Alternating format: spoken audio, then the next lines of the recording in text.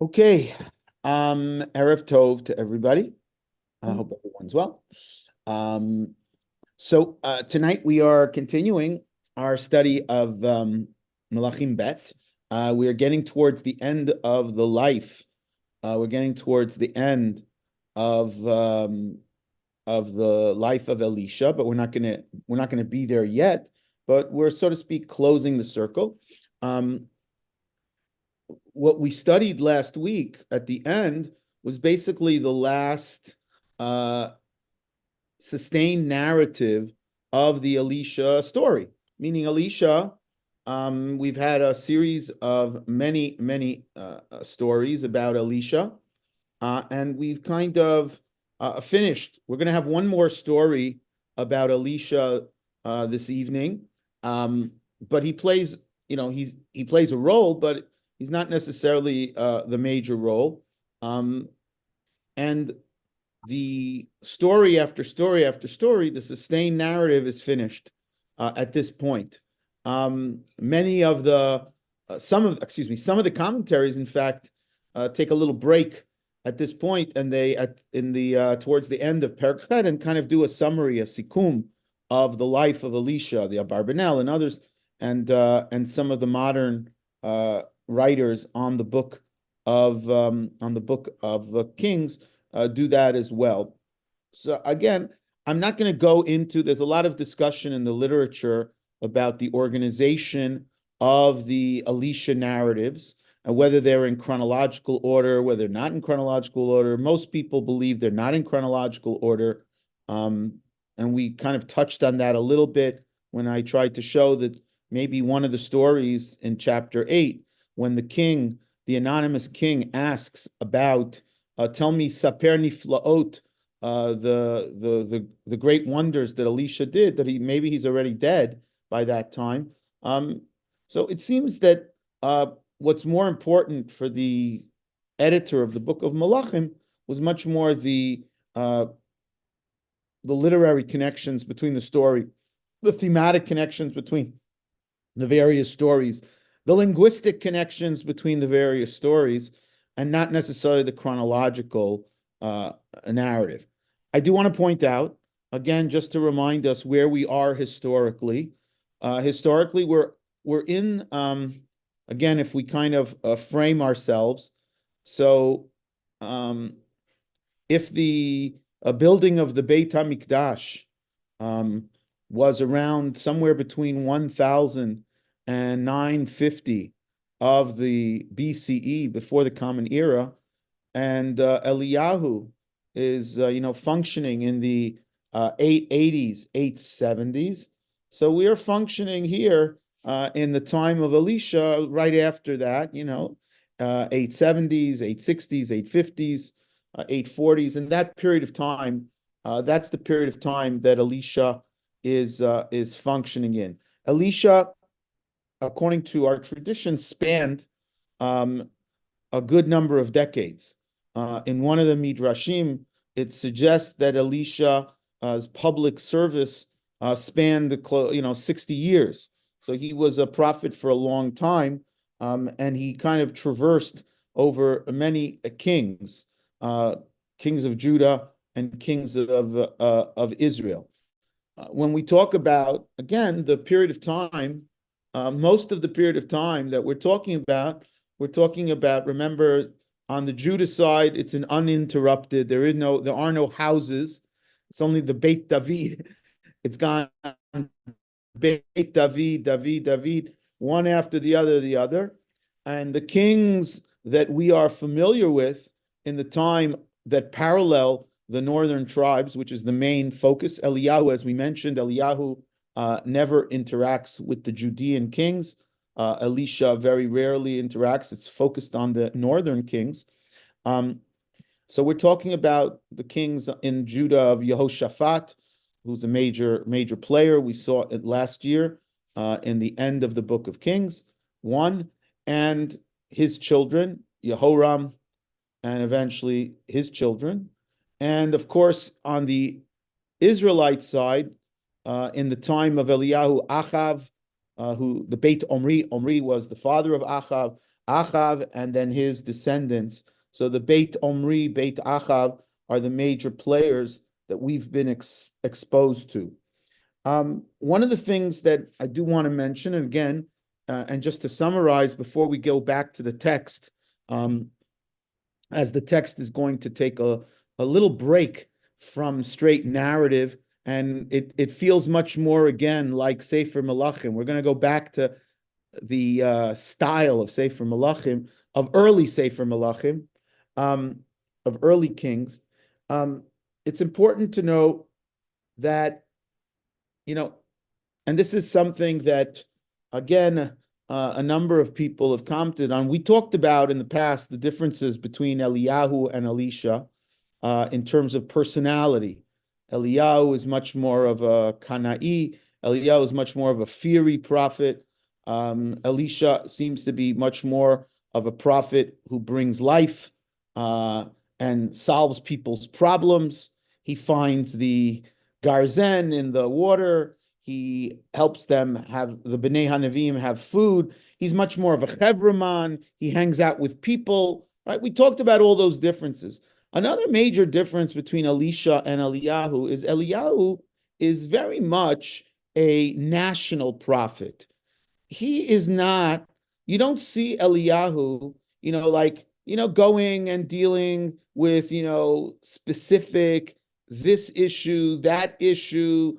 He's much more dealing on the national level of the Baal, of the Nevi'ei HaBaal, of dealing with the king Ahab, and dealing with Izebel, and the drought, and the war. It's much more, yes, there's here and there a story, but that's not the thrust. In contrast, Elisha is much more of a prophet who deals, most of his stories, we would say, are wonder stories, dealing with the water that's bitter, dealing with there's not enough room, finding the garzen, et cetera, et cetera. He doesn't deal a lot, that much, with the national. When he does, but, and so many have suggested, including Rav Yoel ben Nun and others, that, this raises the possibility that in a certain sense, Elisha, in essence, was not tagged to be a national prophet.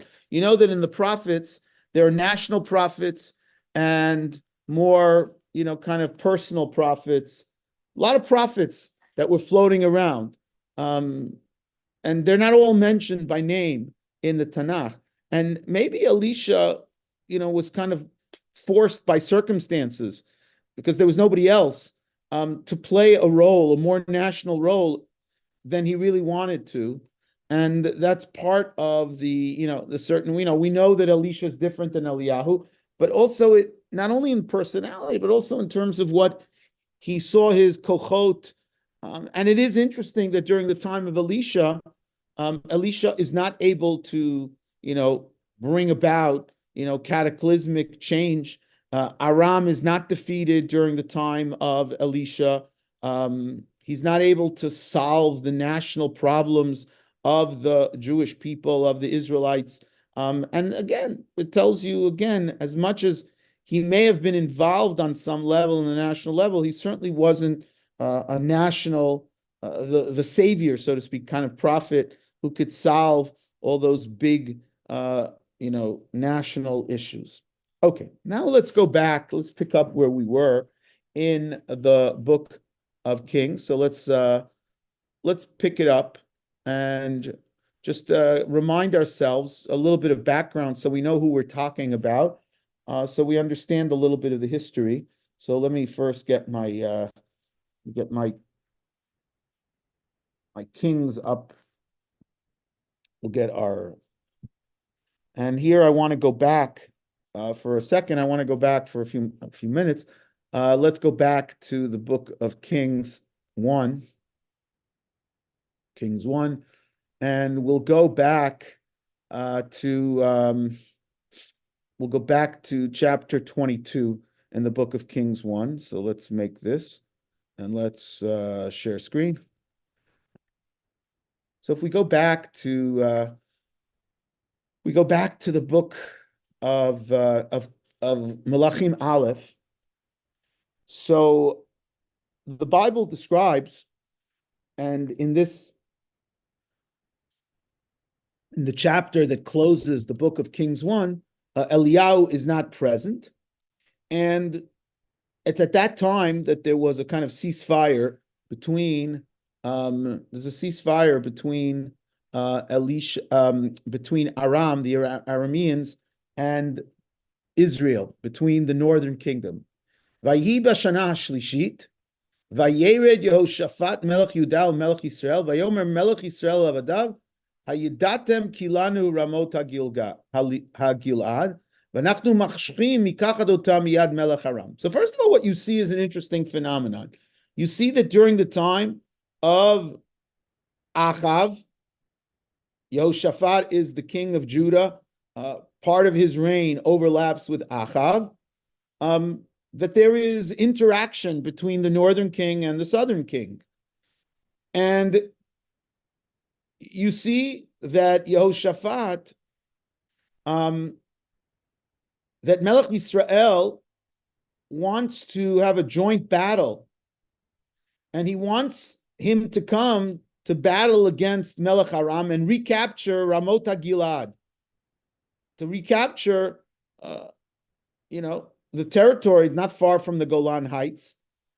And Yehoshaphat has to decide whether he's going to go and fight with them. And they do, after they get Nevi'im, etc., etc. And he says, he has the Nevuah, and again, I'm not interested, I'm not teaching that, but the Bible tells us, Vayal Melech Yisrael v'Yehoshaphat Melech Yudah Ramot Gilad, and they go up, and they're not very successful. Umelech Aram Tziva, etc., etc. And the Bible tells us about the death of the king of Shomron. So yes, they interact, but it's not necessarily that they're so successful. And the Bible tells us about who this king was. Yehoshaphat ben Asa malach al Yudah b'shnat arba lachav melech Yisrael. Yehoshaphat ben 35 shana b'mocho ve'esrim v'chamesh shana malach b'Yerushalayim. So he was 35 and he reigned for 25 years. And he was a righteous king. Vayashlem Yehoshaphat im melech Yisrael. He made peace with Melech Yisrael. V'yeter divrei Yehoshaphat u'gvurato asher asa, etc., etc. And the Bible tells us, Umelech ein Edom nitzav melech. There was no king in Edom, but Judah controlled it by a nitzav, by a representative. Yehoshaphat asa aniyot Tarshish lalechet Ofira v'lo halach ki nishperu aniyot be'etz Etzion gever. Az amar Achaziyahu ben Achav yelchu avadam v'dech baniyot v'lo ava Yehoshaphat v'yishkav Yehoshaphat, etc. V'yimloch Yoram b'no tachtav. So the Bible tells us that in the time of Yehoshaphat, he had made an alliance with Achav. He chose not to make an alliance with Yehoram, the king, his son, the son of Achav, but there was peace. We also know that at this time, Judah controlled Edom. That's what we know with the death of Yehoshaphat. So again, so we're dealing with here, we're around the 840s now, when Yehoshaphat dies, and Yehoram, the son of Yehoshaphat, is king. Achaziyahu ben Achav is then king. But then the Bible tells us some more information as we continue to go. We go into Kings 2, and we go into Melakhim Bet Perek Aleph. So we find out, if I'm not mistaken, right, we find out a couple of things after the death of Achav. Vayifsham Moab b'Yisrael acharei mot Achav, vayipol Achaziah bar Asvacha bal Yoto. So first of all, Moab, that had been under the control of Israel, rebelled after the death of Achav. So slowly, much of the power of the northern kingdom starts to erode. after the death of King Achav. Achaziah dies, as we know in that story, in the beginning of, and Vayamat kidvar asher diber Eliyahu, Vayimloch Yoram tachtav. Bishnat shtayim Yoram ben Shaphat, Melech Yehuda, ki lo haya lo bein. So it's a little bit tricky. You have two Yehorams. You have Yehoram in Israel, in the northern kingdom, and you have Yehoram ben Shaphat, Melech Yehuda. It's one of those tricky phenomena. But what we know as we start the reign of Yehoram, the son of Achav, who is also, and Yehoram, the son of Yehoshaphat. So one of the things we know is that there had been an alliance between the northern kingdom and the southern kingdom.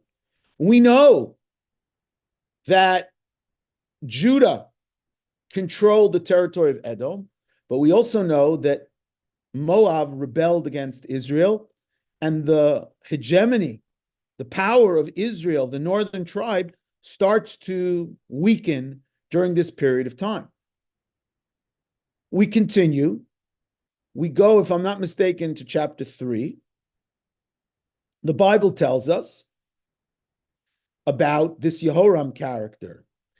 V'Yehoram ben Achav, Malach Yisrael b'Shomron, b'Shnat Shmona Esrei Yehoshaphat Melech Yehuda, v'Yimloch 12 shana, v'Yasara b'nei Hashem, rak lo k'aviv imo. So he wasn't terrible, but he was not so good. Vayhi kemot Achav, v'yivsha Melech Moab b'Melech Yisrael. They rebelled, and once again, he turns, the king, the Melech Yisrael turns, and Yehoram, and he turns and he asks Yehoshaphat for help. And they go, but they are not so successful. They're not so successful. And the Bible tells us this story with Moab. We now come to our chapter. We come to the middle of chapter 8, which is where we were up to.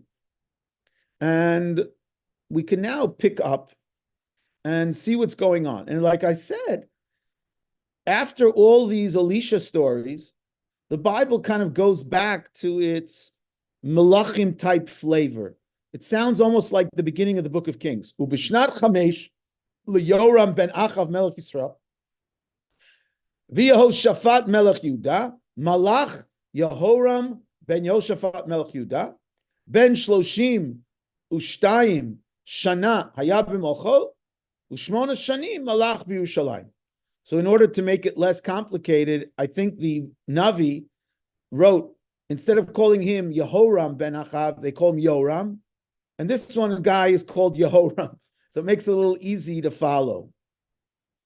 However, the Bible tells us an amazing thing. The joining together of Yehoshaphat and Achav went even further than simply alliance and lack of civil war and fighting the Arameans, etc.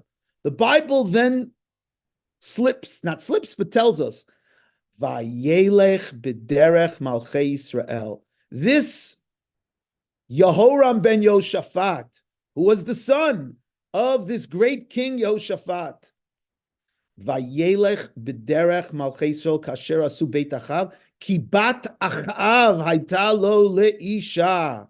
He married into the Ahab family. Vayas hara be'enei Hashem. Now remember, the Ahab family, who's the shviger? Who's the mother-in-law? The mother-in-law is, of course, Izebel. So when you go over for Sukkot and you go over for Pesach to Izebel, that's the kind of house that you are getting. That's the kind of influence that you're getting. And that's exactly what happens. Vayelech b'derech malchei Yisrael kasher asu beit Achav. He followed in the path. He was influenced by his wife, v'lo hava Hashem lashchit et Yehuda, which tells you God, the Bible says God decided not yet to destroy Judah. Laman David Avdo kasher amar lo latet lo nir lebanav kol hayamim. But the Bible is saying that on a certain level, Judah was as worthy of being destroyed as Israel at this point. Israel had followed in the path of Achav. Israel had introduced the cult of the Baal into the northern tribes. Now, the cult of the Baal is being introduced into the southern tribes, into Judah. And not only that, the Bible starts to tell us not only is the position of the north getting worse by everything that we learned in the last few weeks. We learned about, as we saw in chapter 3, Moab rebelled against the control of the Israelites. The Arameans started to have more and more raids into Israel, to the point where there was a siege and a famine, and Aram posed a great threat to the security of Israel. And Aram was not defeated. Aram ran away. We saw the story of the miracle, but they were not defeated in battle. They were not killed. Aram went back and regrouped. So if we understand the religious reality, in the north, you still have, unfortunately, Izebel and Beit Achav in control with all of their perspective and all of their Baal. The cult of the Baal has infiltrated into the south. At the same time, they've lost control in the north, geopolitically, of Moab.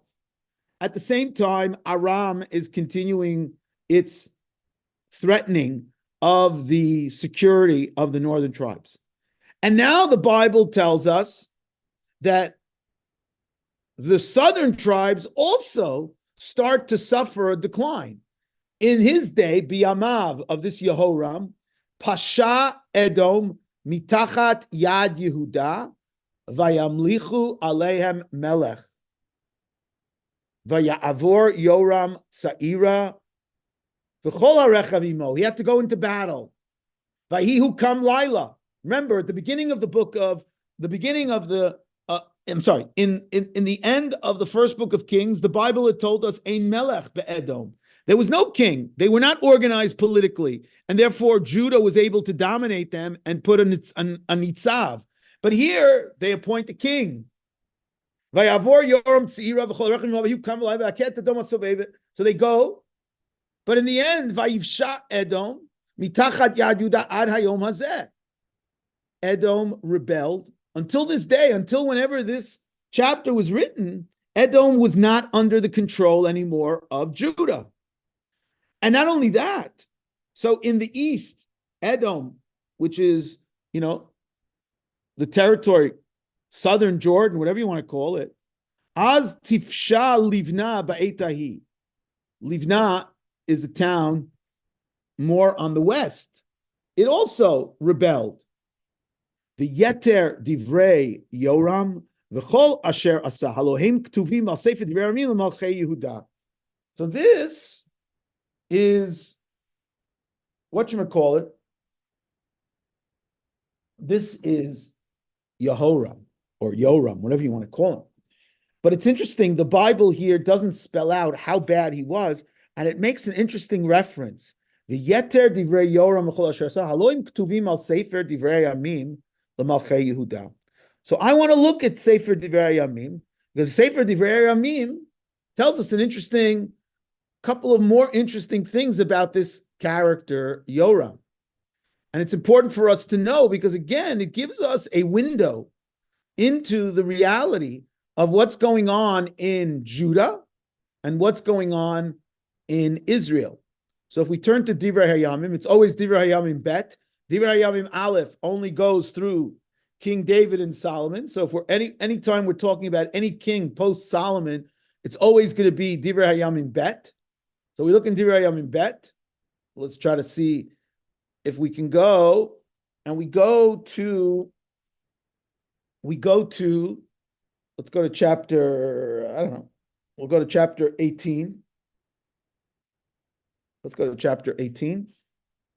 And the Bible describes Vihilo Shafat Osher v'Chavod Larov. He was very successful. Vayitchatein la'achav. And the Bible describes all of their coming and going together. And as we saw, and then if we turn to chapter, 20? What did I write down here? Let's see chapter further. In chapter 21, so the Bible tells us the following little vignette. Vayishkav Yoshafat im avotav, vayikaver im avotav be'ir David, vayimloch Yoram beno tachtav, velo achim bnei Yoshafat, Azariah, Yechiel, Zechariah, Azariah, Michael, Shfatyahu, kol ele bnei Yoshafat, vayitein lahem matanot rabot lekesev luzahav lumigdanot imarei mutzurot biyudah v'tamamlacha natan Yoram ki hu abechor. So the Bible tells us that in his lifetime, Yoshafat had passed on the mamlacha to Yehoram. Now, what that tells you between the lines is that there was intrigue. Whenever you need someone to pass on the melucha to his son, even though he was the Bechor. So if he was the Bechor, why did he need it to be passed on? It reminds us of other stories in Tanakh, when there's fights between brothers and the father has to decide who will take over. For example, even with kings, David has to decide who will be the next king. Will it be Adoniyahu? Will it be Shlomo HaMelech? Will it be someone else? When there's battles within the family, it's never good about succession, right? Isn't there a show? They just talk about succession that they just won or something. So what you have here is a battle underneath the surface that Yehoshaphat decides. But look what happens after he dies. Vayakam Yehoram al mamlechet aviv. He becomes established. Vayit chazak. He gets strong, which means he gets the support of the military, maybe. Vayaharog et kol echav becharev. V'gam misarei Yisrael. He kills all his brothers. You kill your brothers when you think that they're going to kill you, right? And what does this remind us of? I mean, who was the last person who killed all his brothers? I was in Shoftim. In Shoftim, Avimelech. Avimelech was a terrible guy. And so Divrei Yamim informs us that there is, as we would say in Hebrew, tisisa, that there's a lot of intrigue going on in the palace. We know from the book of Kings that they've lost Edom. We know that he's not a good guy, that he married into the Achab family, and he was influenced. And the Bible continues here in Divrei Yamim and tells us, Ben 32 shana Yoram v'Malcho 8 shanim malach Yerushalayim vayelech b'derech machayisok asher asu beit Achav ki bat Achav hayta lo lisha.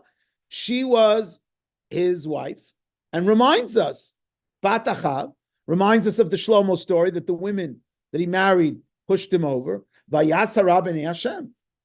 But God did not want to destroy, etc. But once again, Divrei Yamim records, B'yamav pashat Edom mitachat yad Yehuda. Edom rebelled at that time. Vayamlichu lehem melech vayavor Yehoram yusarav vayikam balayla vayachet Edom. But it didn't matter. Vayivsha Edom, etc., etc. And they lose Livna, which also seems to have been a very significant city. Alex Israel in his books suggests Livna is mentioned in the book of Joshua, and it's mentioned in the book of Joshua as one of the Arei HaLeviim. So is this a rebellion of a Levite city, not a not a non-Jewish city, but actually a Levite city, against the actions of this impious king? Or is it a reference, Livna, even though in the book of Joshua it was supposed to be a Levite city, it was never captured, and it was controlled by non-Jews, and therefore, again, it's not clear here the problem, but it's certainly considered a problem. Vayazen et Yoshvei Yerushalayim vayadach et Yehuda. He basically not destroyed, but he seduced Judah to start worshiping Avodah Zarah, and specifically the Baal, which had never been in the time of Yehoshaphat. And now Divrei Yamim also adds another interesting little note that we do not find in the book of Kings. Not find in the book of Kings. Now, it's an amazing little story vignette. Vayavo elav michtav me'Eliyahu hanavi lemor. A michtav from Eliyahu came. Now let's just stop for a second. Eliyahu is already dead. He's long dead. But a michtav me'Eliyahu, for anyone who the name of the book, which is very famous in yeshiva circles, Michtav me'Eliyahu, comes from this story. Rabbi Dessler's book, which is a Musar book written in the 50s and 60s, is Michtav me'Eliyahu. But very strange. Eliyahu is dead. So there's a letter that comes from Eliyahu. So what's going on? What's going on that there's a letter from Eliyahu? So there's a number of possibilities that are out there in the literature. One possibility is to say, look, Eliyahu is up there in Shemaim. He never died, whatever you want to say. And he dictated a michtav that comes down from heaven to give the Musar to this king. And you just take it literally, and that's it. That's one way to read it. Another way to read it is Michtav Eliyahu means that a prophet during that time received a prophecy from Elijah, which he committed to writing and transferred to the king.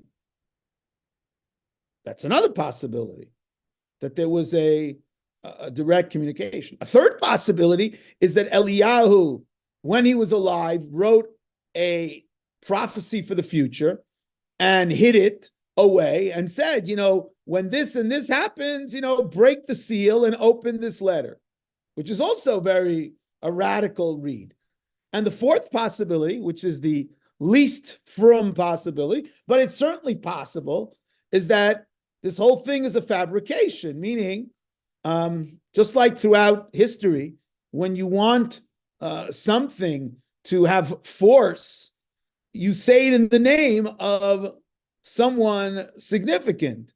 And so the prophet who comes to speak to the king says, I bring you the words in the name of Elijah. Whether he actually heard it from Elijah or didn't hear it from Elijah, this was supposed to be a statement.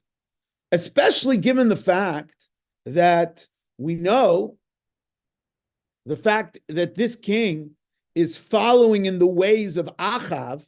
It's very good, not good, but it makes a lot of sense. It's very tight that who spoke to Achav? Who was the prophet who confronted Achav? Eliyahu.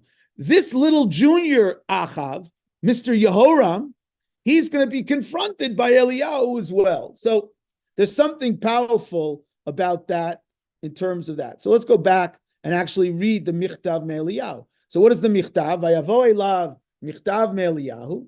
Leimor, Ko amar Hashem Elohei David avicha tachad asher lo halachta b'darchei Yoshafat avicha u'b'darchei Asa melech Yudah. You didn't follow your father and your grandfather.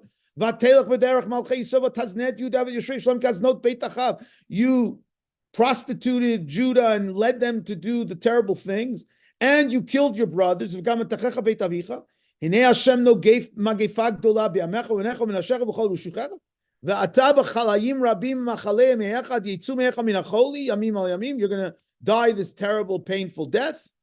They attack him. So there's again more and more of the integrity of the Judean kingdom starts to be undermined. We already saw they lost Edom, they lost Livna. Now there's an attack from the Philistines and the Arabians. A total indignity that his children, his adult children, and his wives are taken. The only one that was left was baby Yehoachaz. Etc., etc. He dies in this terrible pain, and he's not even buried kisreifat avotav. Ben 32 shnav b'mocho, 8 shanim b'Yerushalayim, vayelech b'lo chemda. He dies without any honor. So again, he receives a terrible death, just like Ahab received a terrible death. There's a kind of, as I said, a kind of mini Ahab, a mini Achav, and so he too receives a mini Achav. So with all this background, it sounds background, but with this, we understand what is going on at this time. All this background helps us understand there's a real crisis. There's a religious crisis in the north and in the south. There's a political crisis. Israel has lost Moab. Aram is chomping at the bit in the north. It's like it's almost like today. There's Hezbollah in the north, and there's the problems in the south. And now Judah is also experiencing problems. They've lost control of Edom, and they have problems coming, and they have attacks from the Houthis, the Arabs. It's mamish amazing. And this is what's going on. And it's in this context we get to our last part of the evening shir. We turn back to Melakhim chapter 9, Melakhim Bet chapter 9. And we go to the beginning of chapter 9, which is really kind of the last story of Elisha, where we see him active when he's alive. The Elisha, and we're going to learn tonight these first 10 psukim. Elisha is now going to fulfill the destiny that he was destined for in the beginning when he first was appointed king. When he first was appointed, Navi, in chapter 19, when Eliyahu decides that he no longer wants to be the Navi, and God says to him, which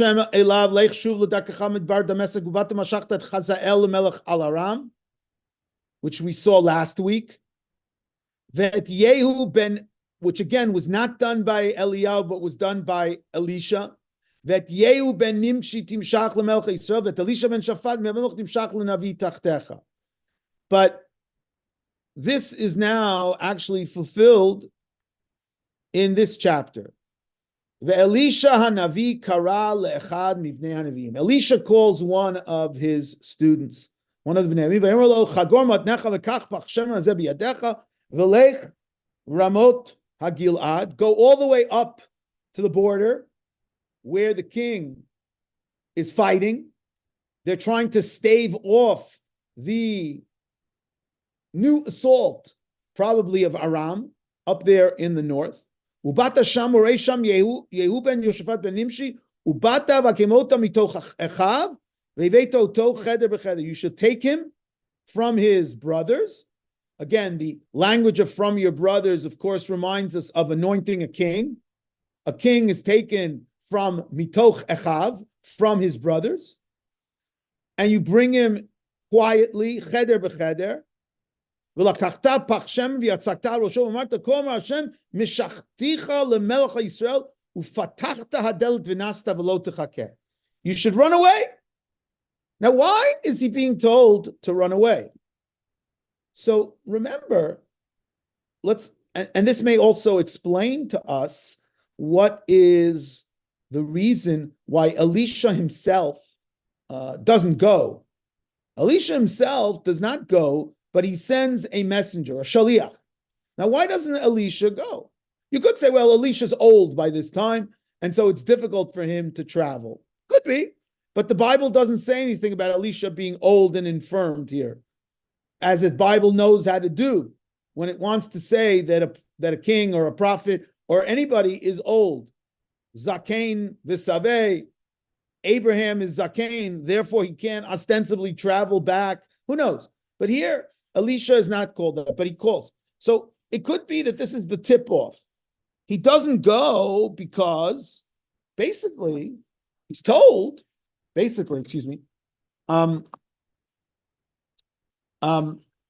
doesn't go because it's a dangerous business. I mean, he tells the guy, Ufatachta, once you anoint him, fatachta delt vinasta v'lo techakeh. Don't wait around. Now remember, this is a very dangerous mission. You're being sent to the, like in Israel, you're being sent to the Hamal. You're being sent to the operations room of the generals. These are the generals of Yehoram. And not Yehoram, of Yoram. And you're being told you're going to appoint one of these guys as the new king. Ostensibly, many of the people in that room are very loyal to Yoram. And ostensibly, maybe some of them will immediately, when they find out, go to Yoram and kill you and kill Yehu, etc., etc. So it's dangerous. Moreover, the fact is, Elisha might not have come because of concern, fear of the king, of what would happen if the plan didn't go well. It could also be, as a number of the commentaries say, Elisha coming would have stirred too much attention, too many questions. Remember when, Shmuel shows up, and everybody in the town is like, what are you doing here? What are you doing here? And like, it causes, something's going on. So it might have been that.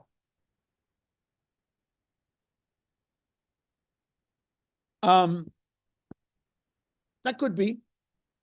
It could also be that Elisha, as we saw before, Elisha cried when he had to appoint Hazael as king over Aram because he knew what Aram was going to do. Maybe this also reflects Elisha's hesitance because he knows what Yehu is going to do. Yehu is going to take out the wrath of God on the Israelites and some of the Judahites because of their sins. And they deserve the wrath of God. But at the same time, maybe Elisha is upset about some of the things he knows that Yehu is going to end up doing, which we'll look at next time. But maybe that's his reticence. But the fact is he's reticent and he doesn't go. And again, it may be, either because of his fear of the king, of what might happen, or his fear that if he goes, it'll cause too much of a scene and too many questions will be asked and the plan won't be able to go through. Or number three, it shows a certain reluctance because he knows what Yehu is going to end up doing in Israel and the terrible price that's going to be paid in blood because of Yehu's retribution to carry out the anger of God. So maybe that's why he's concerned here as well. Unclear. So the Bible tells us, Vayelech Hanar Hanavi Ramot Gilad, Vayavo, V'nei Sarei HaChayil Yoshvim, Vayomer Davar Li Elech Asar, I need to speak to you. Vayomer Yehu Almim Mimel Kulanu. Again, Yehu is not a person who's looking for glory. He says, which of us do you want to talk to? We're all equals. Vayomer Elech Asar, I want to speak to you. Vayakam Yavo Abaita, Vayitzok Hashem Rosho, Vayomer Lo, Ko amara Elohei Yisrael mishachticha lemelech el am Hashem el Yisrael. I have appointed you the king. V'hikita et beit achav adonecha v'nikamti dmei avadai hanaviim udmei kol avdei Hashem yada izevel.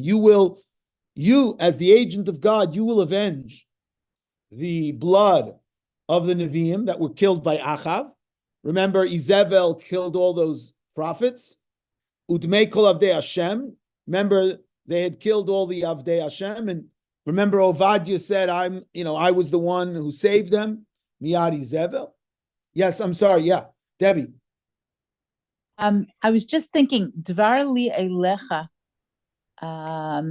sa'ar, hasar, reminds me of Dvar li elecha from Ehud. And the name Yehu somehow rings to me also of Ehud. It's the same, like Nikudot. Same sound. Yeah, something to look into. Let me look into and see. Vayakam vayavo v'ikita beit achav v'nikamti d'mei kol avdei Hashem miyad Izevel ve'avad kol beit achav v'ichrati le'achav mashtin b'kir v'atzu v'azu b'Yisrael. I'm going to kill out every male, every person who has to urinate on the wall. V'atzur v'azu b'Yisrael v'natati et beit achav kebeit Yeravam u'kebeit Basha v'et Izevel yochlu. V'et Izevel yochlu klavim b'chelek Israel ve'ein kover vayiftach hadelet vayanos.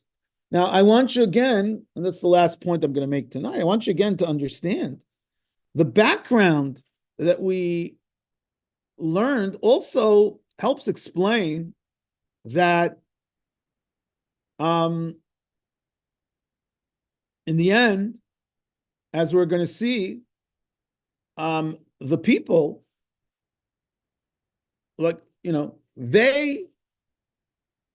there's a willingness to accept this coup, this rebellion, because things are not going well in Judah or in Israel. And there was probably a lot of murmuring about the leadership of Yoram and Yehoram and these kings.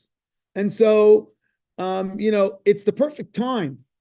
Now is the time to strike when there is, a lot of unhappiness. It's very similar to the Ramban about when Korach decided to take advantage and begin the rebellion was after the Meraglim story and after Mapilim, when there's a lot of discontent amongst the people, a lot of disappointment.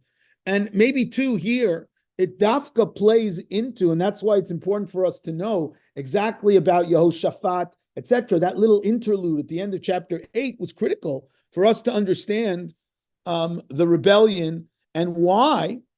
If we read it, look what happens. The Bible says, "V'yehu yatzal avdei Adonav." Yehu goes out. Vayomer lo hashalom. Madua ba mishuga zeilecha. They said, "Why did this crazy guy come to you?" He ran out. He's like a crazy guy. Vayomer lehem atem yadatem et haish ve'et sicho. Oh, he's one of these crazy, ecstatic prophets. He's a Vayomru sheker. No, you're not telling us the truth. Haged nalanu. Vayomer chazot v'chazot amar elai lemor kol mar Hashem mishachtich lemelch Yisrael. Vayimaharu vayikchu ish bigdo vayasimu tachtav el gerem hamalot vayitkeu b'shofar vayamru malach Yehu. They say malach Yehu. So it's interesting. They are very quickly ready to accept the rebellion. Again, the only way on a very human geopolitical level, it means that there was some discontent amongst the upper echelons of the military, of the Sarim. And so it was the perfect time that Elisha understood that now it was the time to strike while the iron is hot. Okay, Emir Tzashem. Okay, somebody has a question. Let's see. Reminds us of Indira Gandhi, who was murdered by her elite Sikh bodyguards. Correct. Okay. We, Emir Tashem, next week, we will continue into the story of Yehu, and we are going to see some interesting things. We're going to actually see parallels, and not just parallels, but we're going to see that hovering over this entire story of Yehu is the figure of Elisha. I'm sorry, of Eliyahu. And we're going to kind of close a circle of Eliyahu is going to be the one that playing out in many of the stories of Yehu is going to be a kind of fulfillment of some of the prophecies of Eliyahu. I see two hands are up. Ben Melech. Yes. Okay, I had a question about the letter from Eliyahu. I liked your four explanations. They were great, but isn't it unusual for it? The letter went to the southern kingdom. Isn't it unusual for him to mix him up in the southern kingdom? Because he was always a prophet of the north. Correct. Is this the only time we have him doing something there? And Yep. does he have a reputation in the south that anyone would listen? Right. Obviously, it's an excellent question. And again, it may point to the fact that, I think by that time he had a reputation as a prophet, but you're right. Maybe it would have generated even more of a wow, whoa, why is he getting involved in our affairs? But it's a good point. It's an excellent point. And yes, Debbie. A lot of the words in that story seem to me like David words. Is that phrase "mashtin bakir"? Does that come up in? Yeah, but it appears a couple of, not just in David. It appears in many places in Tanakh, and okay. It appears in many places. When you want to curse that there will be no male children. Total destruction. Yeah, total destruction of the male children. You have that phrase. We'll show a couple of times next week. Okay. But it also had the word mishuga, and that I don't think comes up all that often. That's correct. Also correct. But we do have it sometime by prophecy, by ecstatic prophets. Oh, so, like with Shaul. Yeah, with Shaul. But but the two of them come up with David. That's why. Yeah, I got you. Okay. Okay, thank you. Okay. Everyone should have a great week. See everyone next week, and we will continue our study. Shabbat shalom to everyone. Thank you, and Shabbat shalom.